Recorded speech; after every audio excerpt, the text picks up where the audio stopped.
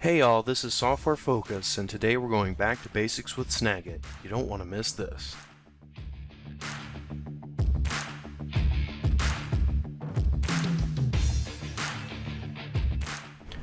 Today's episode will be focused on how to perform a panoramic scrolling capture using the all-in-one capture function. Panoramic scrolling capture is an alternative image capture function that allows you to capture the entire contents of a web page that goes off the visible screen. Setup is similar to all other all-in-one capture methods. Upon first launch, Snagit will appear in the all-in-one capture mode. This is indicated by the lighter colored tab on the left side of the capture window. This all-in-one capture mode is intended as a quick and easy way to trigger an image, video, or panoramic capture after selecting the area you intend to capture.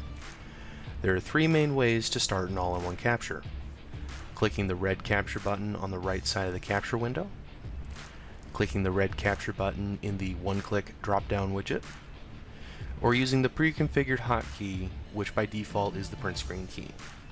I'll bring up something more interesting than my desktop background for demonstration of panoramic capture. When I find what I would like to capture, I will bring up the Snagit capture window and click the red capture button. My mouse cursor will then change into an orange-yellow crosshair. Snagit will attempt to auto-select the region when capturing, focusing on entire windows, menus, or the content within a window. For this demo, we will be selecting a specific area that the auto-select would not normally grab. I place the crosshair in the upper left corner of the area I'm going to capture. I click and hold the left mouse button. With the left mouse button held down, I drag my mouse to the lower right to highlight the area I'm intending to capture.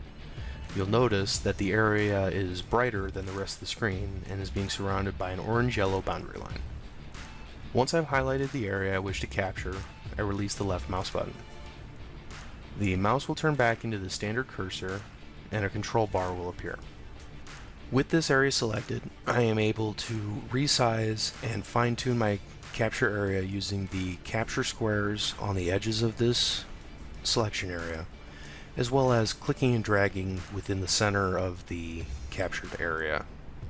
With a note specific to panoramic capture, you will want to select the region of the window that is going to move. You do not want to get items such as the Windows taskbar, a scroll bar, or the address bar of the web browser. Capturing these items will affect the resulting capture poorly. Once I have the area perfectly selected, without selecting any items that are going to stay stationary as I scroll the page, I'm going to click the third button in from the left that looks like a picture camera with arrows around it. When I click that button, the control bar will change to have a blue start button on the left and a gray cancel button on the right. I click the blue start button and I am then able to scroll or manipulate the page I am intending to capture. You can scroll the page using the scroll wheel on your mouse or the scroll bar in the program window or even the keyboard arrow keys. When doing a scroll of a web page, try to only scroll down. Going back up or scrolling a page in reverse will result in a poor capture. Also try to go at a medium steady pace, as going too fast will result in a poor capture.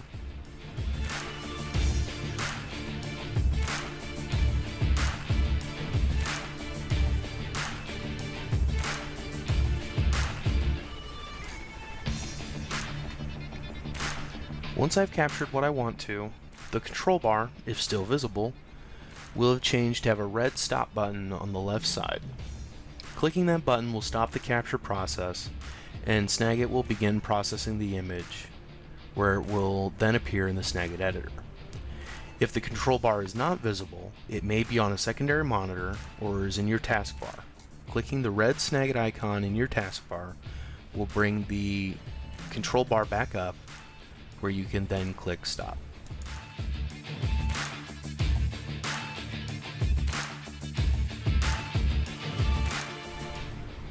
Snagit then presents the resulting capture in the editor, where you can then see what you have captured. There is a scrolling capture function that has been a part of Snagit for a long time, but it can be easily affected by browser updates and does not work in all situations. I plan on a future video for that functionality. Panoramic scrolling capture, on the other hand, is more powerful and flexible, tending to work when the other automatic scrolling method does not. Panoramic scrolling is also not limited to just web captures. It will also work in other applications such as Word or Excel documents. Panoramic scrolling can also work in more than one direction. This functionality really shines in a map situation where you are attempting to capture a section of a map that goes off screen. Just be sure that when capturing a map you do not move too quickly or wildly, as information can be lost in the resulting capture.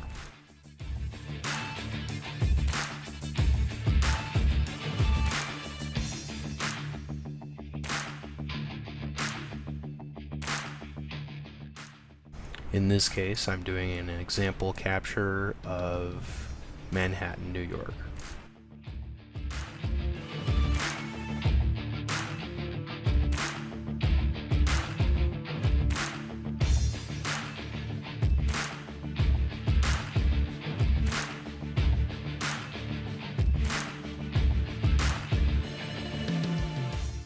As mentioned earlier, if you have static or dynamic information in the capture area like an address bar, an on-screen video, or a moving navigation bar, these can cause issues with the capture.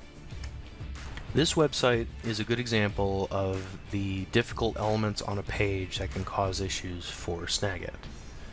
As you scroll, this top address bar scrolls with you. This page also has moving advertisements that can cause issues in the capture.